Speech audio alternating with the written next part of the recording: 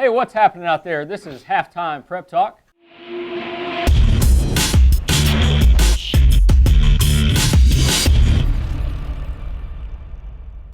I'm Aaron Snyder. I'm joined by Zack Klemme, and we are on dailyindependent.com, YouTube, or the Independent's Facebook page. Remember, HTPT is sponsored by Fannin Automotive Family. I want to bring your attention to the bottom of the screen where the Zanzi's ticker will show you some games coming up this weekend. Girls and boys high school basketball. For pizza to go, Zanzi's is the way to go.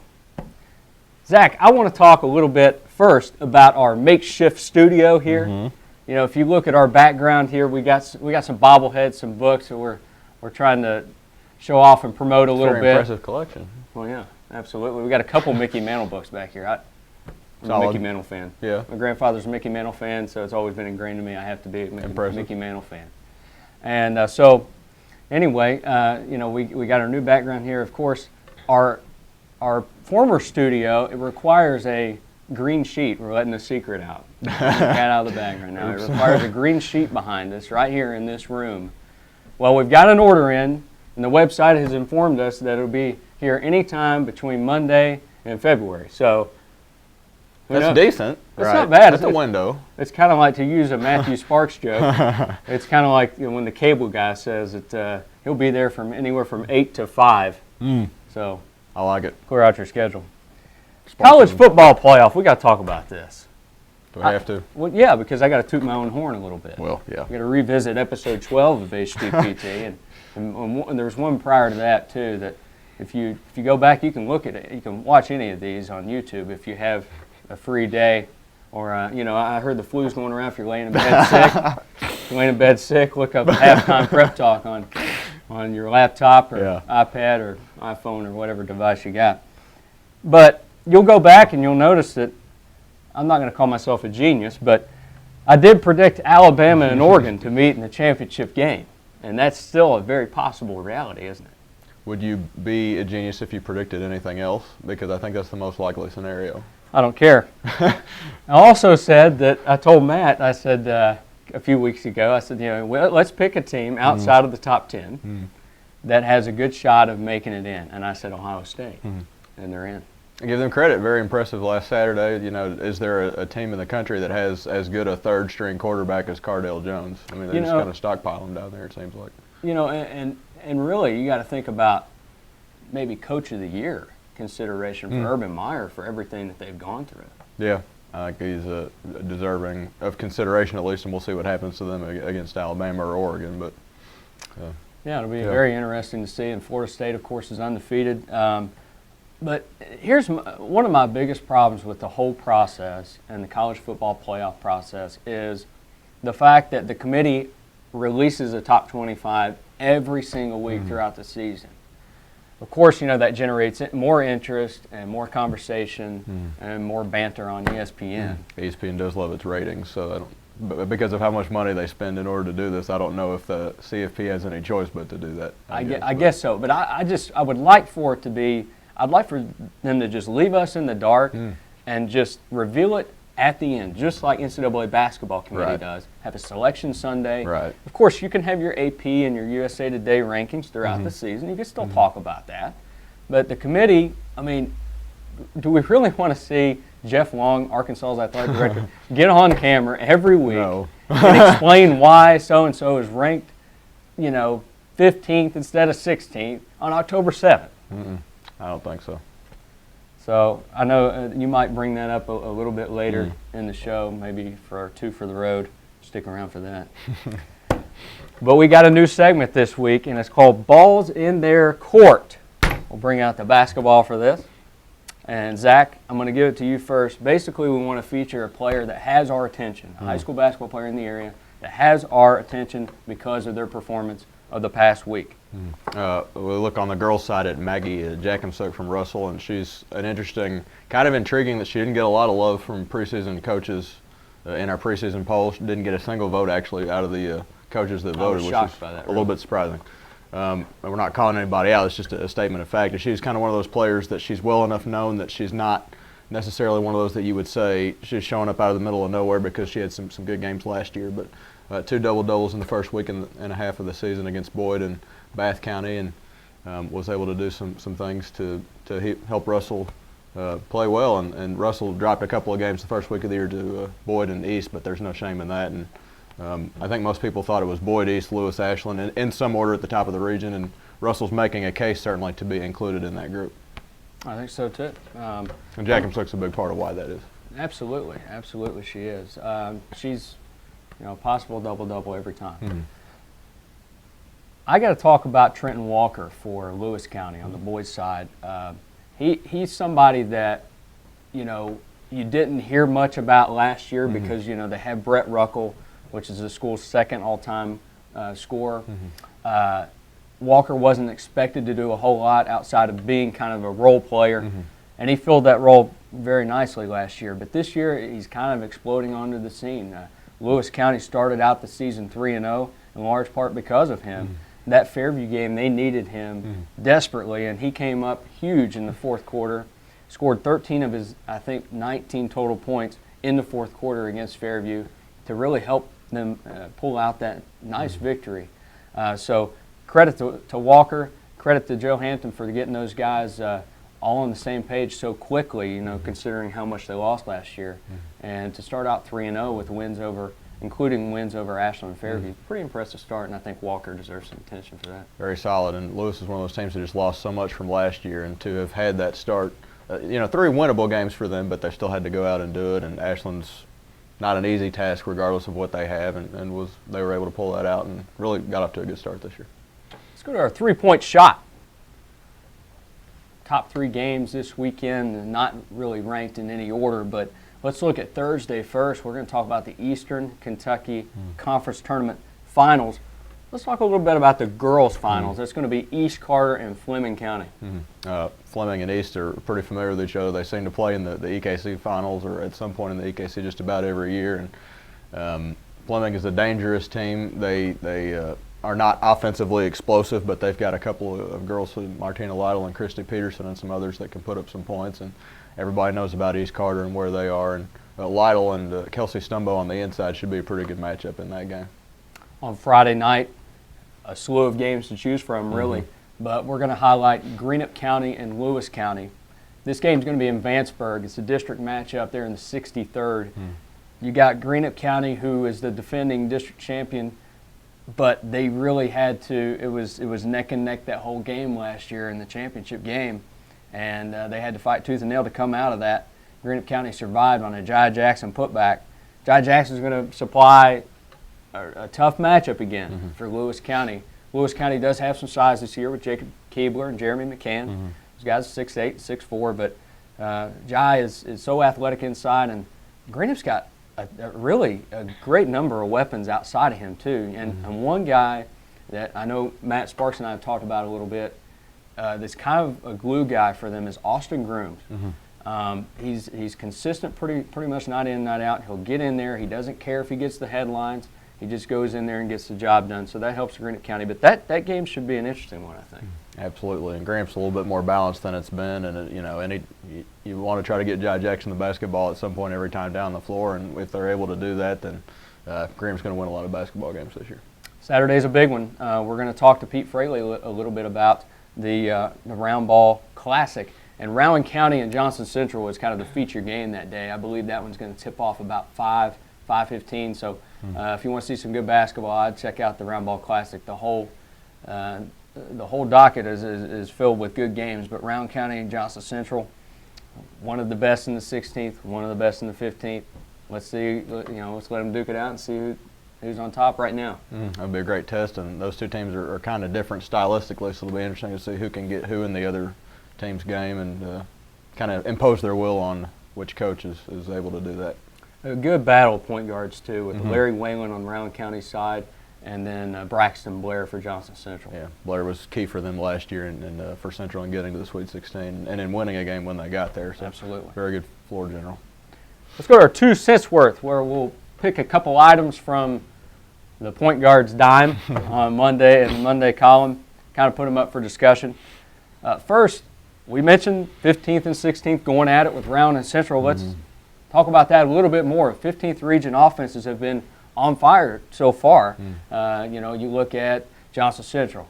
Lawrence County, Paintsville. I think they've each scored at least 90 points in one game. Then you look at the 16th region, some of the top teams there, Boyd County, Rowan County. Of course, Boyd County we haven't really seen much. They've only played one game to this point. But you got, Boyd and Rowan and a few others as well. So when you take the top tier teams of the 15th and match them up against the 16th, who's stronger right now? I think it looks like certainly at the top that the 15th is a little bit stronger right there at the top. And, again, Boyd hasn't played a lot, and we're not sure what they've got quite so much. They bring a lot back from last year, but they also lose a lot to graduation, so they're still going to have to kind of work through some of that. An impressive victory against Ashland in their season opener. Rowan played Bryan Station pretty tough in its opener, and it's done a little bit in the EKC since then, so Rowan's looking pretty good right now too. But those two have some question marks that they haven't quite worked through yet. And of course Johnson Central took a loss the other night too on Saturday, so you don't want to say quite that they're necessarily a shoe-in to win that region or anything, but they're right there at the top at the moment, and until somebody in the 15th beats them, you've got to think that they're probably still there at the top. Lawrence County is worth the price of admission too. They're just fun to watch. They got 5, basically all juniors, 5 guards, and they just keep it exciting. Any of those guys can score too, in a variety of ways. Lawrence County will be an exciting team to watch this year. I agree with you. I think at the top tier, 15th might have the edge right now. Overall, though, that's not saying the 15th is stronger, because overall, I think 16th might be stronger. Right. There's a lot of teams right there at that second echelon that could really sneak in and win a region title on the 16th side. So there's I think maybe you've got to have Rowan and Boyd there at the top, but there's a cluster of groups right below them that could have a shot to do some stuff in March as well. Second item of 2 cents worth is Ashland. They started out the season 0-3. Ashland on the boys' side, that is. They hadn't started 0-3 since the 05-06 season. Are they in trouble? Are the Tomcats in trouble, or will they be just fine in the end? It's early to say that they're in trouble, and they took a bad loss against DuPont Manual, which is always a solid program there out of the Louisville area. But they took a bad loss there on Saturday. But they went toe-to-toe with Lewis on the road. Lewis won by double digits in that game, but that's a little deceptive because it was dead even through 3.5 quarters. And Ashland got in a little bit of foul trouble. Lewis made his free throws and executed well at the end there. And then Ashland lost to Boyd, but it was ahead in that game at halftime in a game that probably Ashland had no business winning because Boyd's a little bit stronger than what they are at this point. So Ashland's played well enough to not say that it's the doom and gloom at this point. Right. But it's early. There's 20 basketball games left until the district, and then that's when it starts mattering. So. Yeah, it's a long season, and when you look at Ashland's track record, especially since Coach Biggs took over, they have been there at the end. They've had a couple tough starts, not 0-3, but they've had a few tough starts like this, and they don't back down from any tough scheduling, that's for sure, because, really Pikeville on Saturday might be one of their easiest games, quote-unquote easiest games of December, right. Until January when because they're in an Oldham tournament and they're in the AIT, and there are just no easy games left for Ashland this year. Yeah. I think by the end of the year, though, they'll probably be okay. We'll see how it goes. There's going to have to be a few guys step up to surround Miller and Villers, of course. But the DuPont Manual loss, I don't think you take away as much from that as you do the close loss to Boyd County, and they played well with them. I agree. Speaking of Boyd County, we'll bring in Pete Fraley, talk a little bit about the Round Ball Classic, and talk about the Lady Lions. HTPT guest this week is Pete Fraley, Boyd County girls basketball coach and athletic director there. Been Boyd County through and through pretty much all your life. Played at Boyd County as well. So good to have you on the show. Thanks for having me. First order of business this week is the Round Ball Classic. I know that's been a big event. This is the 3rd year running now, and you organize everything. Can you talk about what all goes into that, and how excited are you to get this 3rd annual one tipped off? Well, we're very excited to have it, and first and foremost, we could not put on the tournament that we have without the help of John and Brandy Clark, John Clark Oil. They're our title sponsor, and they do so much for us, and without their support, we couldn't do it. We have a good lineup again this year. We've got a lot of local teams in, a lot of college kids.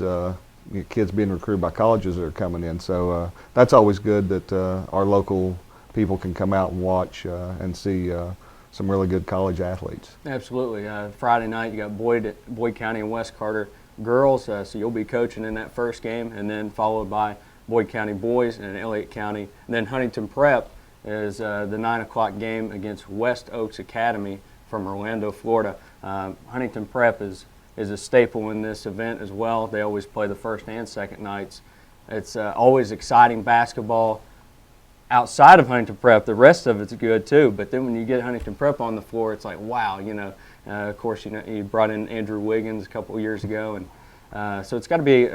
You got to be looking forward to seeing Huntington Prep again. We are, and we have a really good relationship. It started a few years ago. Arkell Bruce, who is now their head coach, he started working out some of my kids, started working out with Logan, and it just, we formed a friendship there, and from there it took off. I was like, hey, how would you guys like to come over and play? And he got me in touch with Rob, who's now at Missouri, and from there it took off, and with Andrew coming in, I mean, that was the numbers are mind-boggling, the people that he brought to the table. But you look at them this year, and they've got Thomas Bryant, who Coach Cal has already offered, and I don't know that Coach Cal's going to show up, but there's hope that he's going to come down and watch. I know he's got the North Carolina game Saturday at noon, but he's also recruiting Miles Bridges and Curtis Jones.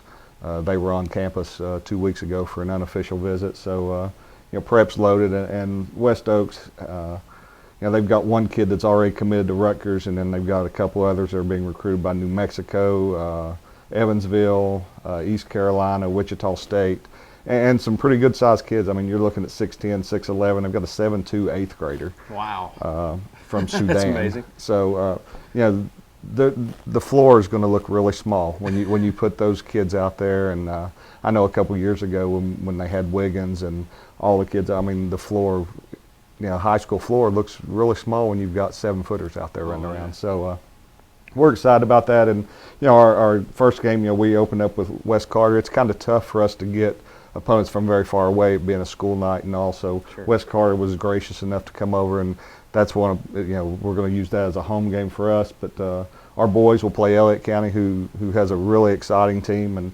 I'm excited about our boys team too. I mean, we had a big win against Ashland the other night, and Bobby Anderson, I think he's the best kept secret in the region. The kid can flat out play, and I'm hoping that we can get Marshall, Moorhead, some of those colleges down to watch him this weekend.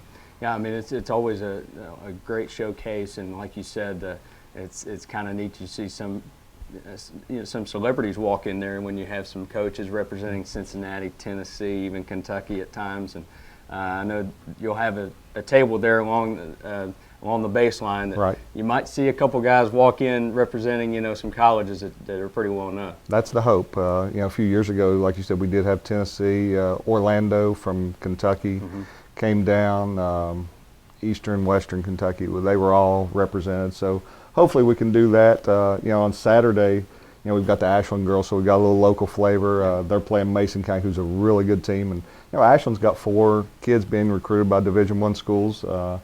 Then you've got the Ashland boys in Pikeville, which will be a very competitive game. East Carter girls in Franklin County.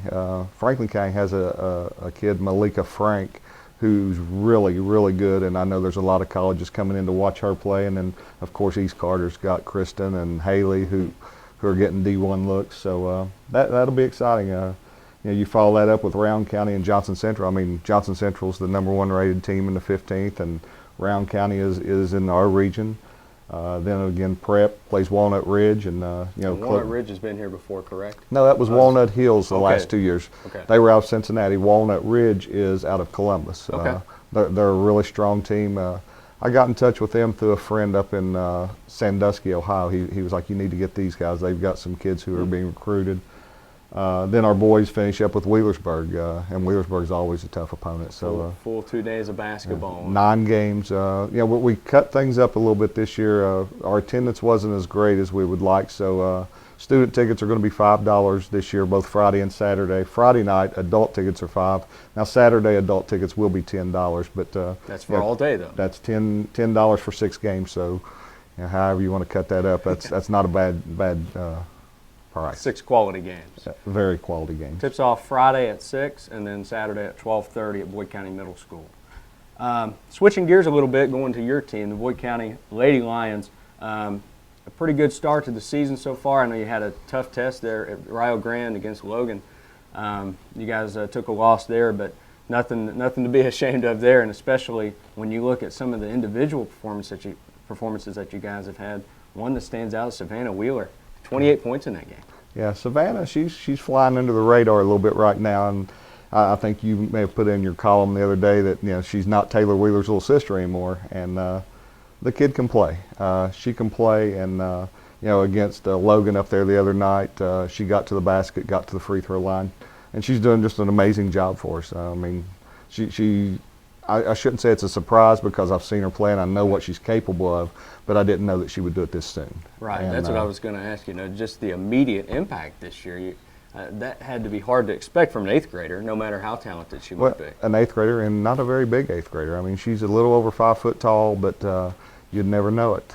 She plays her tail off out there, and against Logan there Saturday, I mean, they had Shayna Gore, who's going to Marshall with Logan, and they had another 6'2" kid in the post, and we were hampered a little bit. Alexis Lunsford, she rolled her ankle in the Russell game, and she's out 3 to 6 weeks. So she gives us a little size that we were planning on having to combat Shayna and then the post girl. So when that happened, one of my new twins, Peyton Shear, she stepped up and went in and played a lot on Shayna in the post, and I was hoping to just contain Shayna, and she got 28 points, but she's very capable of that. But it was another girl, Kyra Klein, who hadn't done a whole lot all year long. We opted to leave her open, and she burned us for 27 points. And hats off to her. She stepped up and done something she hadn't done before. And right. But it was a good game for us, and I was pleased with the effort of our kids.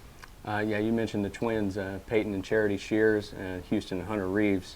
I know John Calipari, he made Andrew and Aaron get their hair cut differently to tell them apart. You can't really do that with girls. You can't mess with their hair. So No. How do you tell them apart? How confusing is that sometimes? I don't always. I'll yell twin. I pretty much, Peyton and Charity, I can tell them apart. Hunter and Houston, I still struggle. And this is, I've had them Third since year, they right? were, well, Or more and than they've that. been around since 6th grade. I mean, I've had them on the freshman JV teams, but it's difficult. And, one of them's left hand, one of them's right hand. They both have had torn ACLs. The right-hander tore her right ACL. The left-hander tore her left ACL. And, the strange thing is when they went to the doctor, Dr. Giangara up at Marshall told him, the second twin, Hunter, said, you will probably be next. He had done surgery on 4 sets of twins, and he said it was just something that it happens. And Wow. Sure enough, it was less than a year. And it happened. It happened, and she was out all last year. So, but they're both healthy and back on the floor, and I'm tickled to have them back. Oh, I'm sure you are. I'm sure they're happy to be back together playing on the floor again. Well, they fuss a lot, but that's okay. Now, I mentioned that you played at Boyd County. What were you like as a player? How would you describe yourself? I would describe myself as not a real talented person, but I always tried to outthink everybody. Tried to basically be the coach on the floor. I was smart enough to know that I had Brad Taylor on the wing, and if I needed a bucket, I was going to Brad.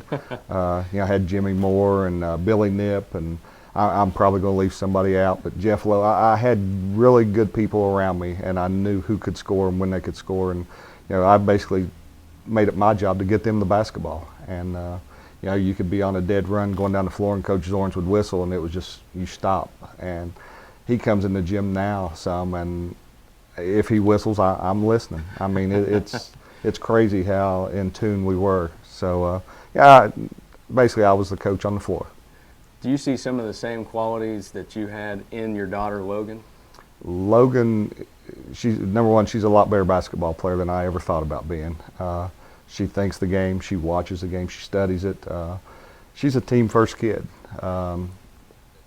I could very easily draw up things to get her 25 shots a game, and would be just in doing that. I mean, she's good enough that she could do it, but I don't know that I would get her to take 25 shots a game. She would much rather distribute the ball and keep everyone involved, and she's more of a team player than you can imagine.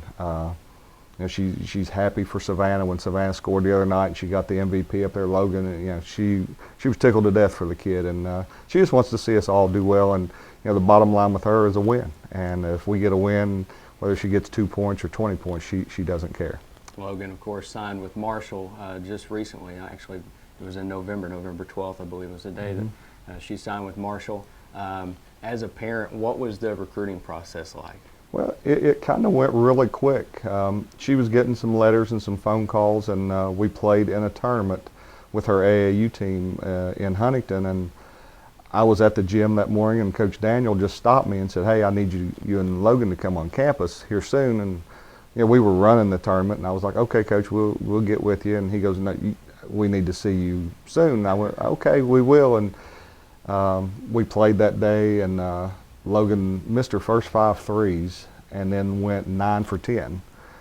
Hit 9 threes in a game, and of course he couldn't watch her, but our head coach Chris Staten called and said, "Hey, Logan just she went 9 for 14 or 9 for 15 from the 3-point line," and he invited Logan, Maddie Morse, and Hope Lester over that next day, and we went over, and we really wasn't expecting anything, just more or less looking around, and he just said, "Hey, I want all of you," and Shayna had already committed, and he said, "We want all of you," and I wouldn't let Logan commit there. I said, "We need to talk about it," and sit down with the family. And when we got home, she and I had talked about the recruiting process prior, and she had listed 5 schools. Logan's a homebody. She wasn't going to go very far away from home, and of the 5 schools, Marshall was number 1 on her list. And when she told me that, I said, "Well, there's nothing to do." I said, "But call Coach Daniel," and we called him and went up the next morning, and she verbally committed. That was in the spring of her sophomore year. So she got that out of the way, and she loves Coach Daniel, Coach Kemper, Coach Paul, Coach Randall. I mean, it's already like family. She goes up every chance she gets and watches the girls, and they stay in contact. And it's going to be nice for me. She's 20 minutes up the road. That's great.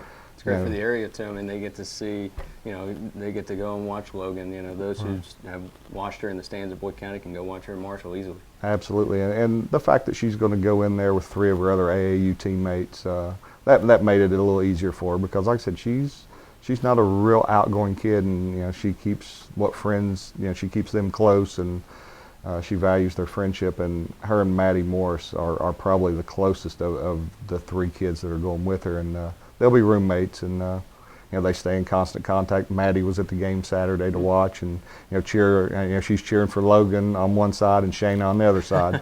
So it was pretty neat, and it was a good fit for her. Yeah, Logan, you mentioned her 3-pointers. She's one of the best in the area, if not the best 3-point shooter in the area.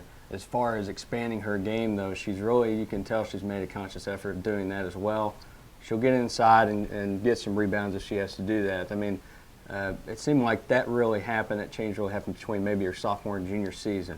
Yeah, and once again, it goes back to the team deal. Whatever we need to win is what she'll try to do, and that's the same way with all my kids.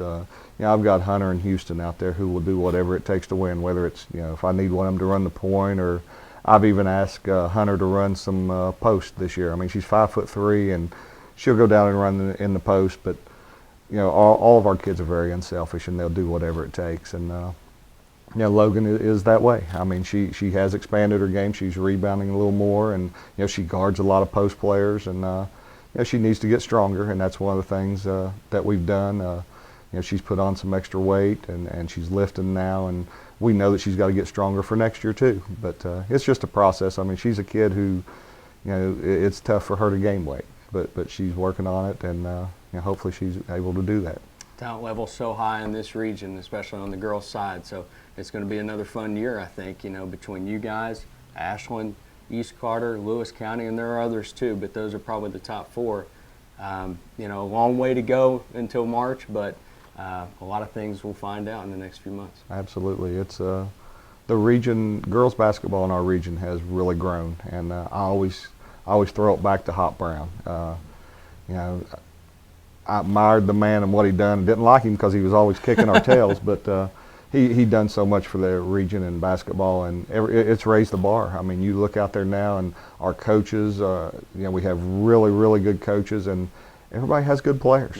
Yeah. You mentioned those top 4, but you can't discount a Russell, a Bath County, a Round County, Fleming County. I mean, on any given night, you've got 8, 10 teams that can play with anybody, and it's exciting.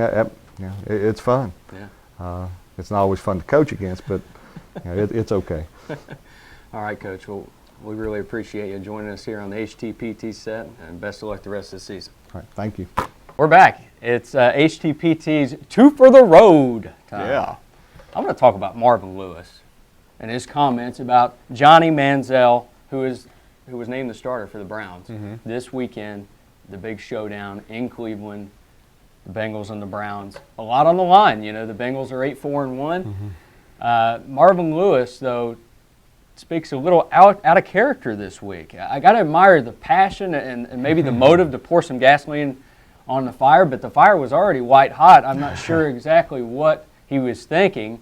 I thought back to Sam Weish a little bit, not that I was really around at the time, but I have seen the highlight of Sam Weish, the old Bengals coach, who when some of the fans were throwing some things on the field at Riverfront Stadium, Sam Weish got on the mic and said, "We're not in Cleveland, or you don't live in Cleveland, stop throwing stuff on the field." Classic.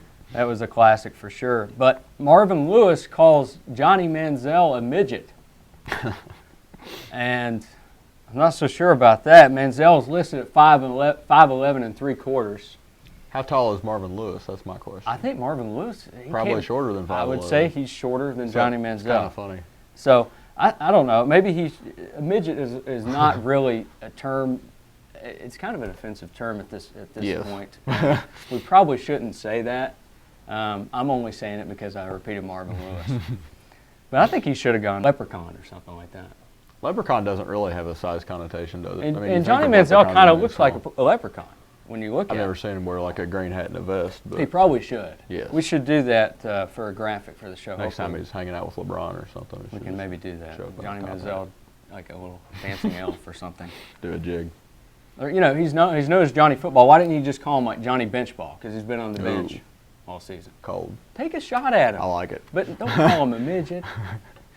That's offensive, Marvin. Could be.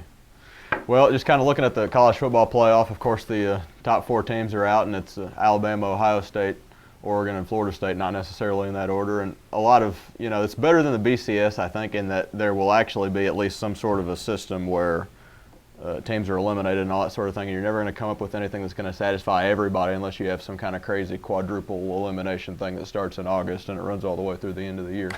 But I think maybe, you feel like Baylor and TCU, they both lost games, so they don't necessarily have the right to say, well, you left us out undeservingly, because they could have taken care of business if they'd won their games. But I think also you look at those two, and those are two teams that could legitimately have a chance to pull a couple of upsets and win the thing. So, and you saw kind of how Art Briles went after the system a little bit on Saturday night, and if you haven't seen that, you should look it up because it's pretty funny. But he and Gary Patterson, TCU's coach, went at it a little bit in the media, and they went after their own commissioner a little bit in the media. And that was justified. Yeah, a little bit. I think maybe you talk about there's a possibility of going to a 6-team system and a couple teams have a bye, or you go to an 8-team system. Now, 7 and 8 might not necessarily be deserving this year, but in the grand scheme of things, it might be. The only conundrum you run into is that if you go to an 8-team system, then 9, 10, and 11 are going to be, it's the exact same thing. They're going to be complaining and whining a little bit. But and if you go to 6, the 3 seed's going to be like, oh, why don't we have the bye? Exactly. So, I mean, there's no perfect system, but I think I will say with the CFP, it seems like we're making progress, certainly over the BCS and the coalition bowls and all that we've had in the past. But it's also pretty obvious that a little more tinkering probably needs to be done. Of course, Marshall's in the Boca Raton Bowl, and that's going to be December 23rd. And I'm lobbying to go down there. I'm flying down to cover the game. Take the independent helicopter. It's going to happen. Yeah. No, it's probably not. One can dream. All right. Well, this has been another episode of Halftime Prep Talk. We want to thank you for joining us. We want to thank Pete Fraley again for joining us on the set. Had some great things to say. And enjoy the Round Ball Classic. Go out and check out some of those games at Bowie County Middle School this week. Again, this is Zack Klemme. I'm Aaron Snyder. Alyson Biggs is our producer, and we're brought to you by Fannin Automotive Family. This is HTPT. Come back next week.